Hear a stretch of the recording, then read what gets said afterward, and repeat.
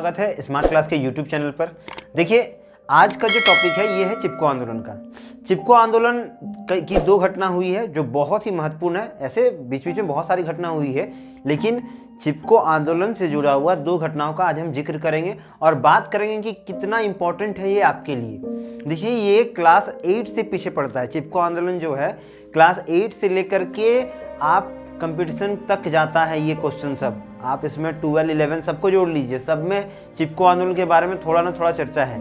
और साथ ही साथ हम ये भी बात करेंगे आज कि भारत सरकार या हमारी सरकार जो है किस तरह से जंगल या पर्यावरण को बचाने के लिए क्या क्या कर रही है। सबसे पहले देखिए, आज हम लोग शुरुआत करते हैं कि हमारी सरकार जो है वो पर्यावरण को सुरक्षित रखने के लिए क्या कर रही है। शुरुआत होता है भारत के आज़ादी के बाद से ही इसको पकड़ते हैं, क्योंकि आज़ादी से पहले इसका रख रखाव का जो कंडीशन था वो उतना ज़्यादा प्रॉपर तरीका से नहीं था, क्योंकि अंग्रेज जो थे वो ऐसे स्थानों में रहते थे जो ठंडे प्रदेश होते थे। शिमला में, मनाली में, उधर वो लोग रहते थे और वो लोग क्या करते थे, जंगलों में रहते थे और वहाँ का मौसम होता था उसको वो लोग मतलब बहुत एंजॉय करते थे। और इसी के कारण उन लोगों ने क्या किया, बहुत अधिक मात्रा में जंगलों की कटाई की थी। जब भारत आज़ाद हुआ तो इसके बाद सरकार के पास जैसी दूसरी पंचवर्षीय योजना में उद्योगों का तो निर्माण करना ही था, उद्योगों को बढ़ाना था। अब उद्योगों को बढ़ाया जाएगा कैसे, तो इसके लिए भारी मात्रा में जंगलों को काटा जाने लगा और उन जंगलों में इतनी ज़्यादा मात्रा में पेड़ पौधों को काटा गया कि वहाँ के समुदायों को बहुत दिक्कत हुआ। और जब सरकार तक ये आवाज़ें पहुँचने लगी कि इससे क्या हो रहा है, जनहानि हो रहा है, तो और लोगों ने आंदोलन करना शुरू कर दिया। लगातार जो भील समुदाय था, संथाल परगना था और जितने भी जो जंगल में रहने वाले वर्ग थे उन लोगों ने अपना आवाज़ बुलंद कर दिया। तब सरकार ने इन सभी परेशानियों को समझ के क्या किया, कई तरह के कानून जारी किए कि कोई भी पेड़ नहीं काट सकता है, कोई भी निजी कंपनी या सरकारी कंपनी अवैध रूप से पेड़ों की कटाई नहीं करेगा।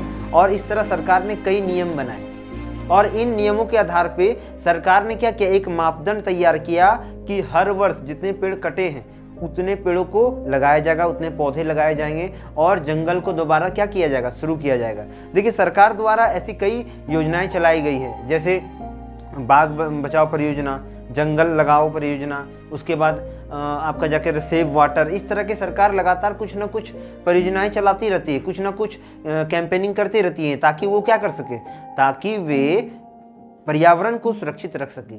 सरकार ने एक मापदंड भी तैयार किया जिसके आधार पर अगर कोई भी उद्योग लगता है या कोई भी उद्योग खुलता है तो उसे नदियों के सामने खुलने से सख्त मनाही किया गया है, ताकि वो नदी का पानी को प्रदूषित नहीं करे।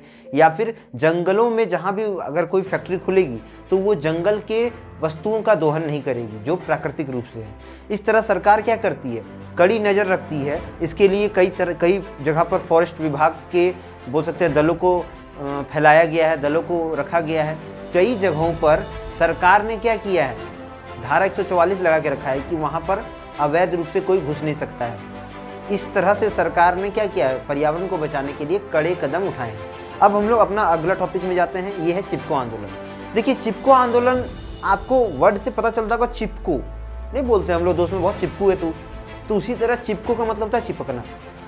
तो चिपकना मतलब यहाँ क्या चिपकना, यहाँ हम लोग फेविक्विक से किसी चीज़ को नहीं चिपका रहे। यहाँ चिपको का मतलब होता है एक ऐसा गतिविधि जिसके द्वारा कुछ लोगों ने अपने जान का बलिदान देकर पेड़ों को बचाया, कुछ लोगों ने अपने प्राण को निछावर करके उस जंगल को बचाया जिसकी वो पूजा करते थे।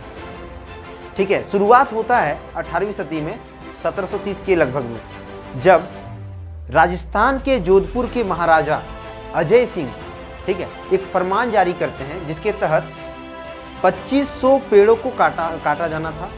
अब ये पेड़ क्यों काटे जा रहे थे, राजा जी का महल बन रहा था और महल में तो लकड़ी का जरूरत पड़ता ही है।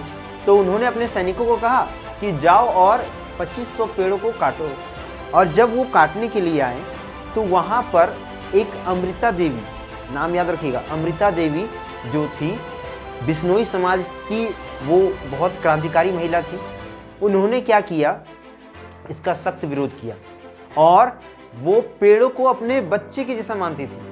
और जब माँ के सामने उसके बच्चे को मारा जाता तो माँ क्या करती है, अपना शरीर को बच्चे से लिपट लेती है ताकि जो मार उस बच्चे को पड़ रहा है वो उस माँ को पड़े।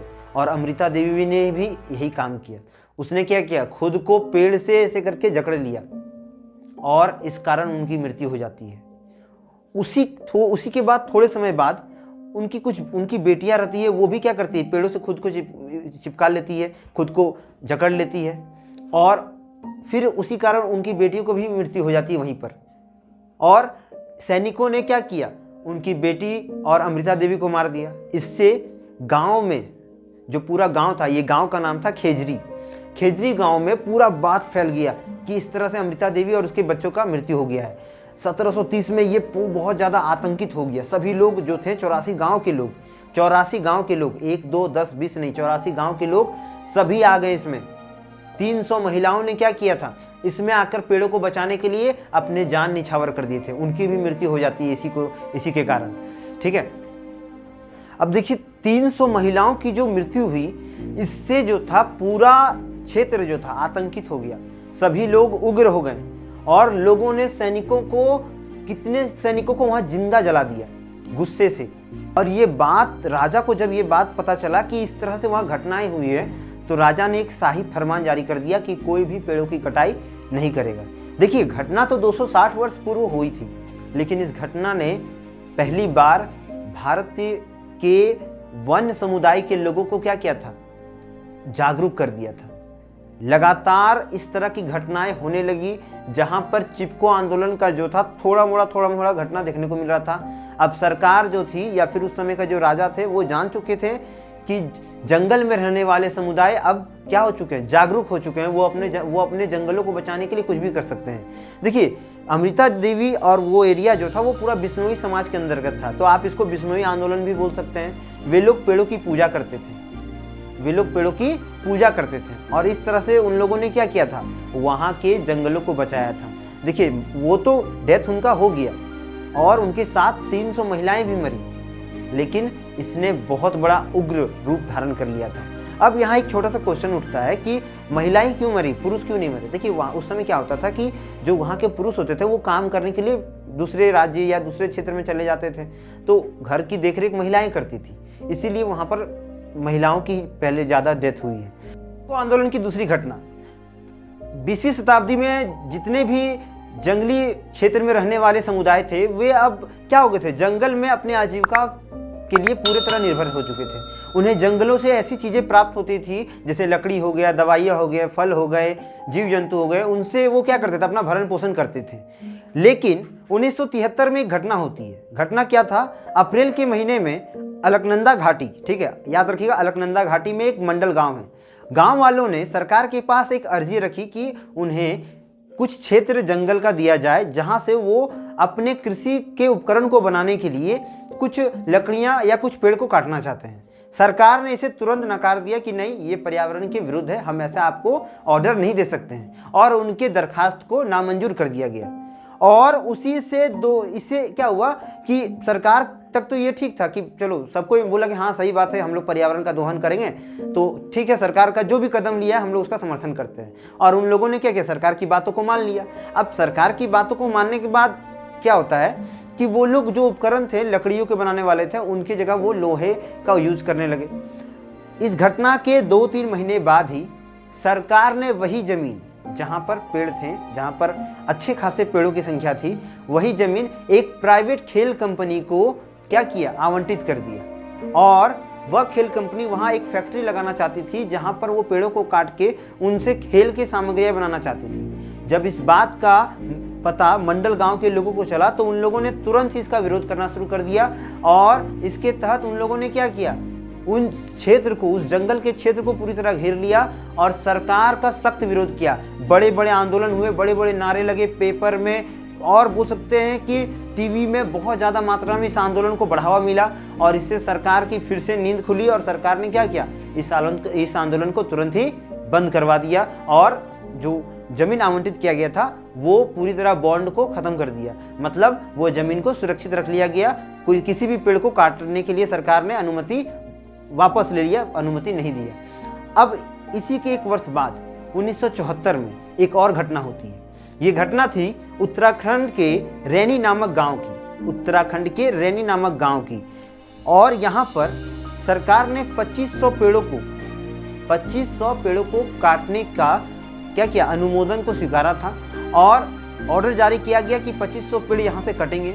इस बात का पता वहाँ के लोकल लोगों को जब चली तो उन्होंने महिला मंगल दल जो था उसकी एक मुख्य बोल सकते हैं कि जो मुख्य नेता थी उनका नाम था गौरी देवी, उनको वहाँ पर जाके बताया गया कि ऐसे ऐसे सरकार का एक आदेश आया है जिसमें बहुत सारे लकड़हारे जो है वो पेड़ों को काटने के लिए आए हैं। ये घटना थी 24 मार्च 1974 की। जब इस बात का पता गौरी देवी को चला तो वो क्या किए, उन्होंने बिना देरी किए 27 महिलाओं के साथ उस क्षेत्र में वो पहुंची और वहां पर पहुंचकर इसका सख्त विरोध किया।